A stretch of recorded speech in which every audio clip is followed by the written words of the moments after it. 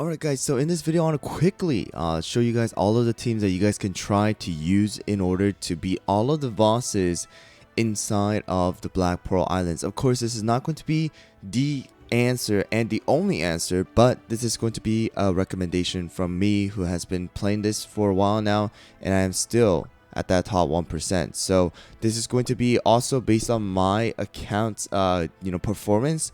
So of course it can work and it cannot work sometimes for different accounts, but just keep in mind that the only difference right now that we have are going to be the treasure level and the cookie level, as well as the end session and promotion. So no toppings, no lab, no bonds are going to come into effect when you guys are applying this Black Pearl Island. But let's talk about the first boss first, guys. So it is going to be the jelly worm, right? This one's gonna be pretty much the easiest one here. So majority of the time, if you guys have a good summoner team with the pincushion, you guys are able to beat majority of the islands as well as the boss up to the second one. All right. So the first one, you guys can use the summoner comp like Crunchy Chip, Pumpkin Pie, as well as Content and Oyster, and you can put in someone like Vampire, Sorbet in order to deal more damage to the boss. If you guys do not have a summoner comp, another team that you guys can try out is going to be something like this one right here, which is going to be Crunchy Chip, Wildberry, Purple Yam with the Match Candy, Pomegranate, as well as Cream Unicorn. Of course, you don't need to use Cream Unicorn. You can use someone like Herb, you can use someone like Content, so that is interchangeable, or you can even use Pure Vanilla, but I chose to use Cream Unicorn. And with the treasures right there, it's going to be the Scroll, Sight, as well as the Jelly Watch. And of course, if you have other teams, you guys can definitely use it. And of course, one more thing is that if you guys do have the common buff or the rare buff, you guys should definitely utilize the common and rare buffs, okay? And then the next one is going to be the Ginkgoblin BOss. This one's going to be a little bit more difficult just because of the shield that the boss is going to have. So in this case, I went with the same exact team that I did before with Crunchy Chip, Wildberry, Purple Yam, Pomegranate, as well as Cream Unicorn. But I decided to take out Purple Yam with Affogato in order to get rid of his shield. Alright, so that's going to be the key in order to defeat the Ginkgoblin BOss. If you guys are using the common and the rare team, you guys can definitely utilize it and just put in Affogato instead of one of the damage dealer. Alright, so that's going to be the key to doing this. So you guys can see this clip right over here. Me actually beating it with that team, and you can see that Affogato is getting rid of that shield every single time it's going to place it. Alright guys, so now moving on to the third boss is going to be the Tainted Ent.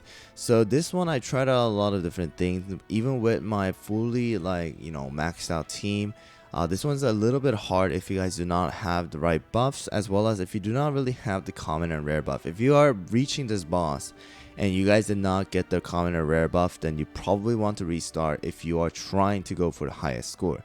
Alright, so the team that you'll majority of the time go with if you guys have the common buff is going to be something like Gingerbrave, Ninja, Affogato, Beat Cookie, as well as Angel. So Affogato is going to get rid of his damage reflection, as well as Beat is going to prevent Ent from healing by causing that healing decrease. Alright, and then you are using treasures like the Scroll, as well as the Healing Staff and Jelly Watch in order to help out with extra healing in case Affogato takes a lot of damage, because Affogato in this case is going to be the only one who is not going to have that extra buff to increase the HP, stats, and things like that. Alright, so that's going to be like the basic team, but I would have to say this is going to be the easiest team to do so with the buff. And if you, like I said before, if you don't have it, you probably want to switch out and just start another one. Okay, the next boss is going to be the Gardener. So the Gardener is going to be an easier one, but if you guys also have the common and rare buff, you should still be using the same team. If you guys do not have, you guys can try and use the summoner comp or a mixture of that Crunchy Chip comp in order to slow down the damage from the Gardener. But in majority of the cases, you probably couldn't have beaten the Ent without the common and rare buff in master mode, so you guys should probably already have restarted and gotten the buff using the common and rare buff. Next one is going to be the Bombfruit. This boss is actually possible without having the common and rare buff. So this one you could use something like this right here, where Dark Cacao, Captain Caviar, Eclair, Pomegranate, as well as Vampire. This will actually one-shot the boss. with the slingshot, but this is going to be a bit harder for a lot of people to build or even have. So if you guys do have your common and rare buffs, then you should just use your common and rare team, and that's going to be a very simple clear. And then now moving on to the last one, and that is going to definitely be our Black Pearl Cookie, and that's going to be the final boss here. And in this case, alright, if you have the rare and common buff, it will be very easy, or at least it will be easier.